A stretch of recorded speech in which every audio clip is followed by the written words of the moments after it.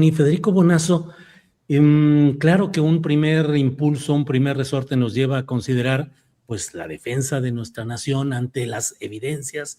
Connie, Teresa y tú lo han descrito, todas las circunstancias que nos hacen ver el interés de Estados Unidos por intervenir, por dominar, por controlar, y podemos pensar que esto sea pues una represalia también por la presencia de la presidenta de México en la cumbre progresista en Barcelona, por lo decía el propio Gabriel Regino, el abogado, también el tema de la pretensión de hacer un eje económico con Canadá rumbo a la revisión del Tratado de Libre Comercio, en fin, pero ¿qué hacer desde el punto de vista de defender a la nación, pero también ser autocríticos de lo que ha sucedido y sigue sucediendo, porque además estamos en un momento que no sé cómo lo vean los tres participantes? Empiezo por ti, Federico. ¿Esto impactará electoralmente a Morena en 2027 e impactará fuertemente las relaciones México-Estados Unidos, Federico?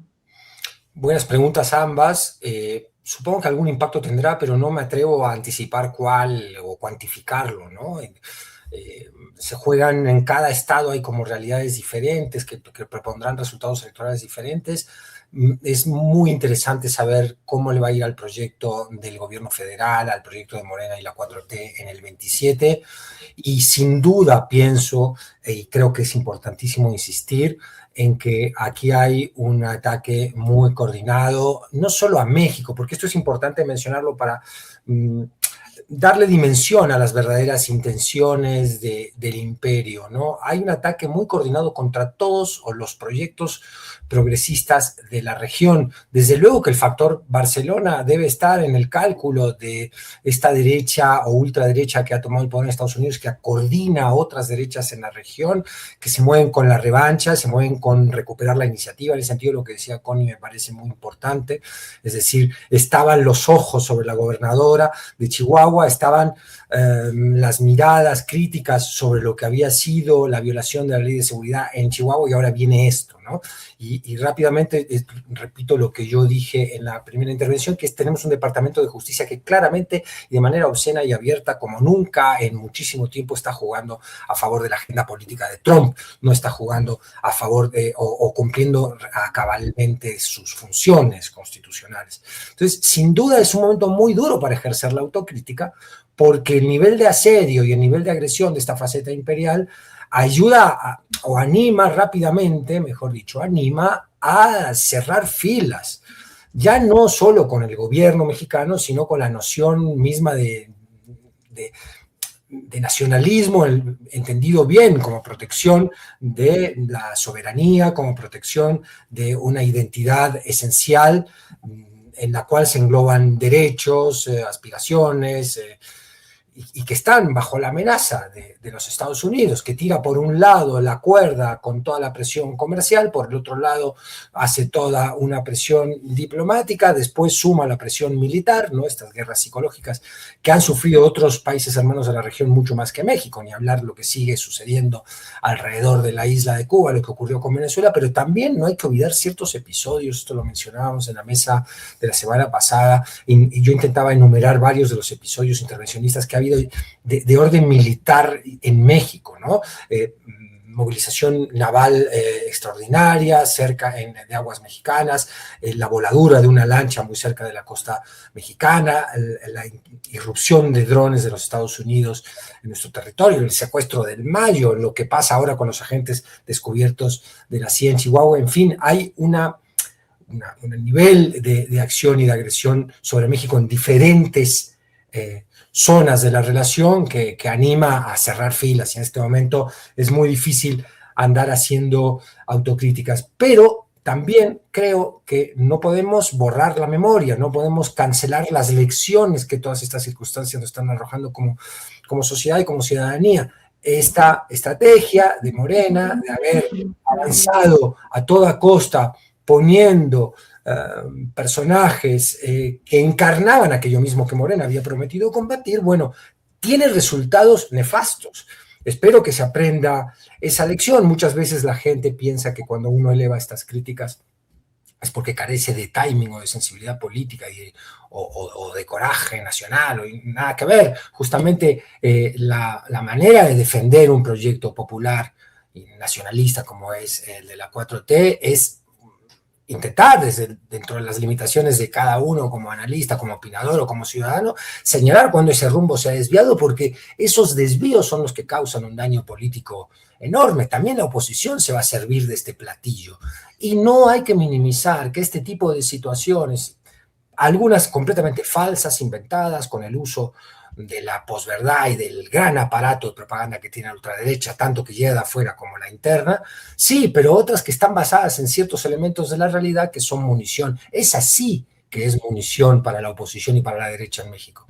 Entonces, ¿quién le hace más favor a esa derecha? El que señala los desvíos de rumbo o las situaciones de corrupción dentro del mismo proyecto de la 4T, o el que lo solapa para no darle munición a la derecha, ¿no? Yo creo que ahí hay que romper ese círculo vicioso y tener el coraje de revisarnos como ciudadanía, y incluso los que abiertamente simpatizamos con la 4T, elevar críticas cuando lo consideramos oportuno. Ahora, en este nivel de agresión sí cuesta mucho porque cuando tú pones en la balanza lo que hay, ¿no? El nivel de amenaza que hay, pues el instinto es de cerrar filas, sobre todo y principalmente con la presidenta Claudia Sheinbaum.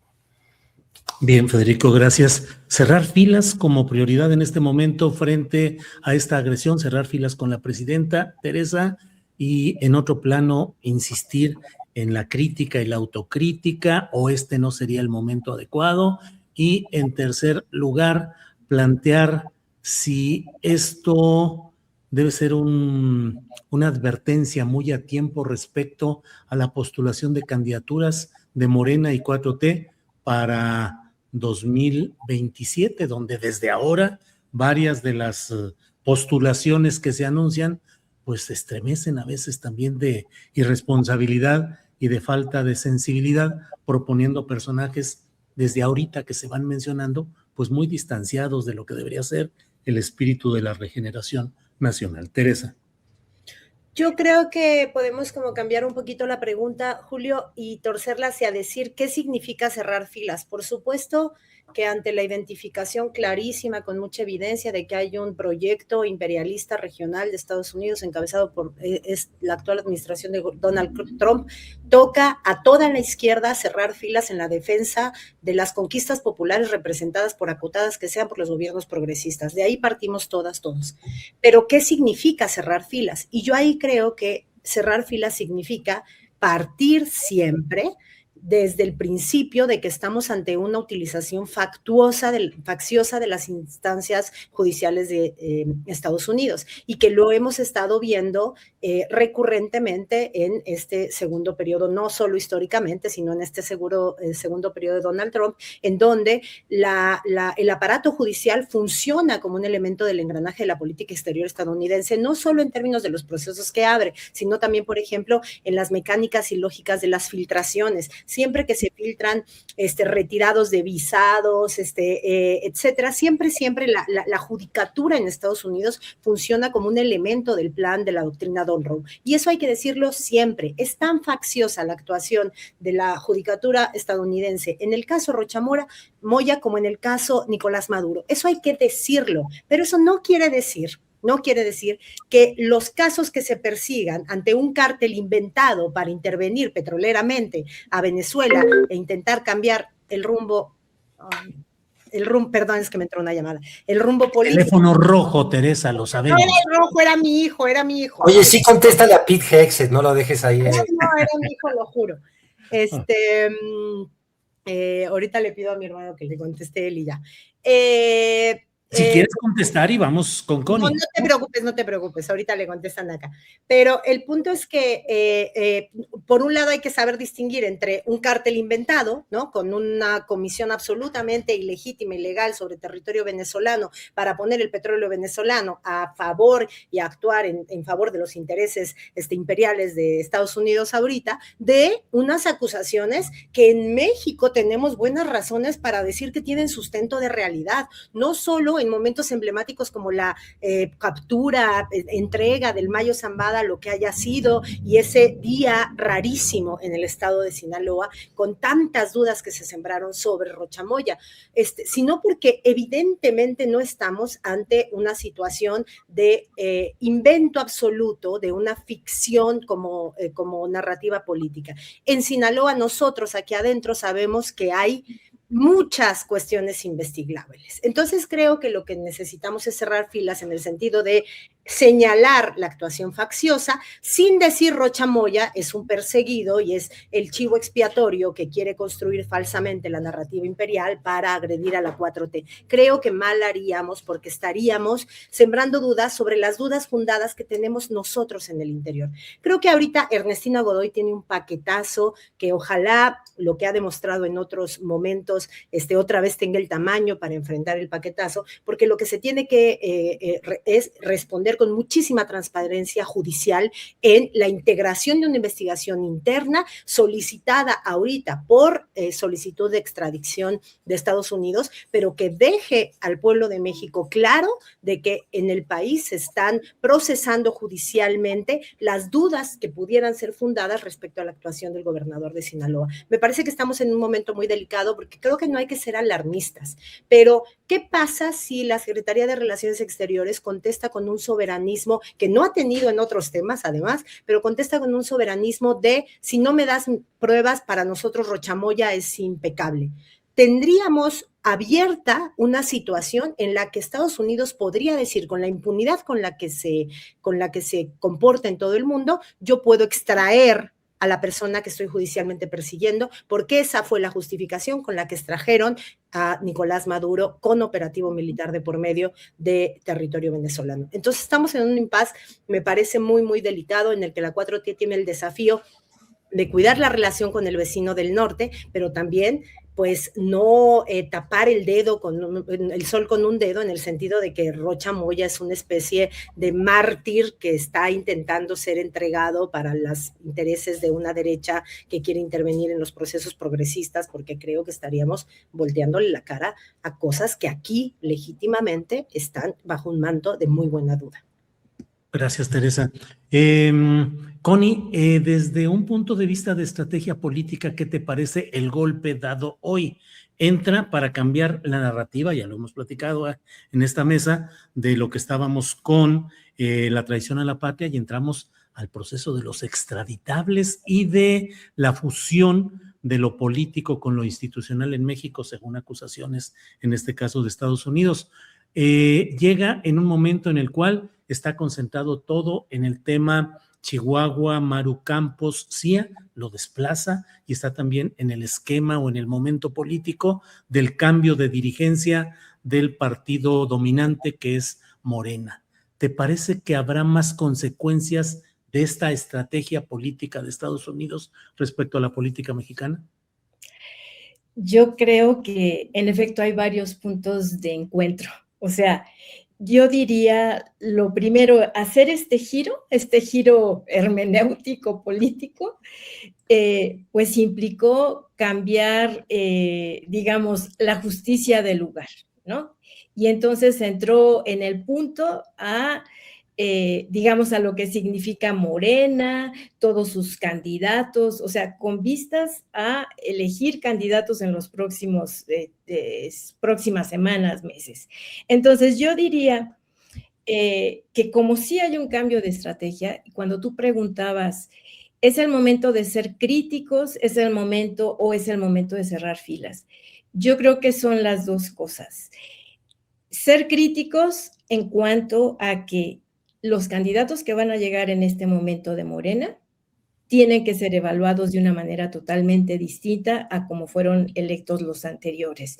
Entonces, la crítica no es decir, vamos a defender a Rocha Moya. No, la crítica no es esa. La crítica es a quién vamos a poner ahora para no ponernos en riesgo y exponer a, digamos, el proyecto de la Cuarta Transformación.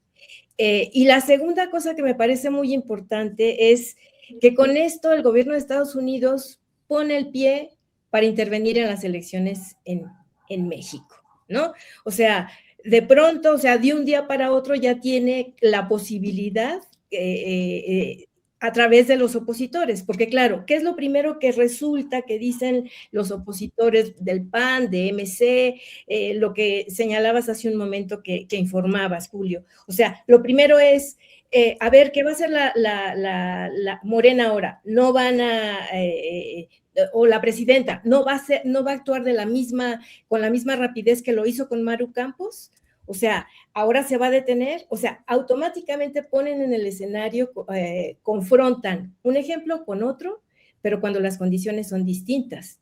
¿Y por qué son distintas? Por eso yo insisto, los dos son corruptos. No hay nada que discutir en términos de eso. Hay evidencias de que los dos han cometido actos de corrupción, pero lo que es distinto es que una abrió la puerta a Estados Unidos para intervenir, digamos, en términos de la CIA y de todo esto. Y el otro abre la puerta a través de, en efecto, de ser un corrupto y tener vínculos con el narcotráfico. Pero otra vez no hay que olvidar lo que ha investigado profundamente Osvaldo Zavala. El narcotráfico no surge de la nada. El narcotráfico es una empresa en la que nace de Estados Unidos, que nos es introducida a los países latinoamericanos y que se crea un triunvirato: empresarios, que son delincuentes de cuello blanco, autoridades estatales y grupos paramilitares. Y entonces, claro, ahora nos recorren el escenario a ese lugar como si fuéramos los mexicanos los responsables de eso. Y claro, sí está involucrado Moya y muchos más seguramente, pero la cuestión es que eso ahorita abre la puerta para empezar a intervenir en términos de lo que van a ser nuestras elecciones en los próximos días, y ahí la tarea de Morena es muy fuerte. Y la tarea de Citlali, y ahí bajo a México, ¿no? O sea, a Morena, porque en efecto, ella es la responsable directa de casi palomear de que no entre uno de estos infractores de la ley, porque claro, está en riesgo no solamente las próximas elecciones, sino que está en riesgo la ruptura de un régimen político que parecía que iba a iniciar un proyecto distinto, la izquierda o el progresismo. Entonces, bueno, simplemente cerraría diciendo que la intervención en este momento de Estados Unidos ya está dada de manera directa en términos del control de las elecciones de 2027 con miras ya al 2030. Bien, Connie, gracias.